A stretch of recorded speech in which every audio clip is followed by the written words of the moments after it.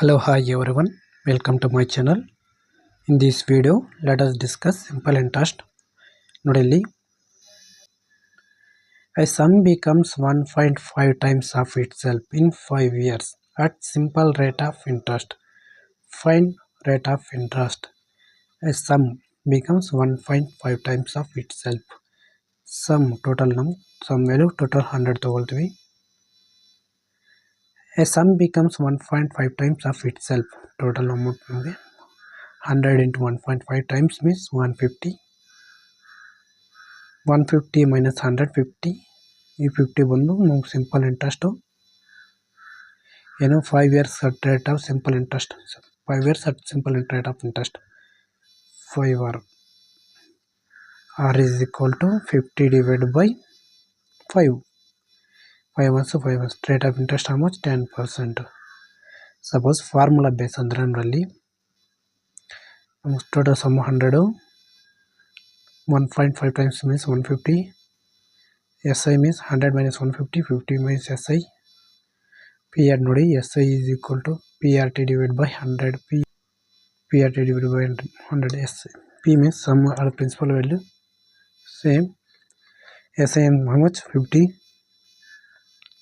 P means 100. R rate of interest ಕೊಟ್ಟಿಲ್ಲ. Time period T time value 5 years divided by 100. 100 and cancel. 50 is equal to 5R. ಅಂದರೆ 50 divided by 5 into R. 5 1 5 10% rate of interest how much 10%. ಗೊತ್ತಲ್ಲ ಯಾವ ಥರ ಅಂತ. Suppose ನೋಡಿ ಇಲ್ಲಿ sum becomes 2 times of itself. I sum becomes 3 times of itself. I sum becomes 1.6 times of itself. I sum becomes 4 times. ಯಾವ ಥರ ಕೇಳಿ some ನೋಡಿ ಟೋಟಲ್ ಸಮ್ 100 ಆಗ್ತೀವಿ. 100 sum becomes 2 times of itself means 100 into 2 200. SI ನಮಗೆ 100 ಬರುತ್ತೆ. 100 divided by how many years? Suppose 5 years ಕೇಳಿ 7 years 10 years ಯಾವ ಥರ ಕೇಳಿ divided by number of years 5 years 5 1s 5 2s 20% rate of interest 20% ಈ ಥರ ಮಾಡ್ಬೋದು. Suppose A sum becomes 1.6 times ಅಂದ್ಕೊಟ್ಟಾಗ ನಮಗೆ ಸಮ್ ವ್ಯಾಲ್ಯೂ ಟೋಟಲ್ 100 ತೊಗೊಳ್ತೀವಿ. 100 into 1.6 ಅಂದರೆ 160 ಟೋಟಲ್ ಅಮೌಂಟು 60 SI ಥರ ತೊಗೊಂಡು ಕ್ಯಾಲ್ಕುಲೇಷನ್ ಮಾಡ್ಕೊಂಡು ಹೋಗ್ತೀವಿ. ಸಪೋಸ್ ನೋಡಿ ಇಲ್ಲಿ ಕ್ವಶನಲ್ಲಿ a sum becomes double of itself. A sum becomes double itself. Double ಕೊಟ್ಟಾಗ ಈ ಸರಿ ಟೋಟಲ್ ನಾವು ಸಮ್ 100 ತೊಗೊಳ್ತೀವಿ.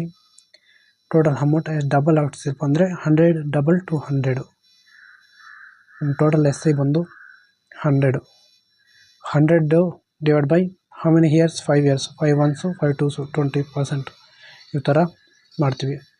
ಇದು ಇವತ್ತಿನ ವಿಡಿಯೋದಲ್ಲಿ.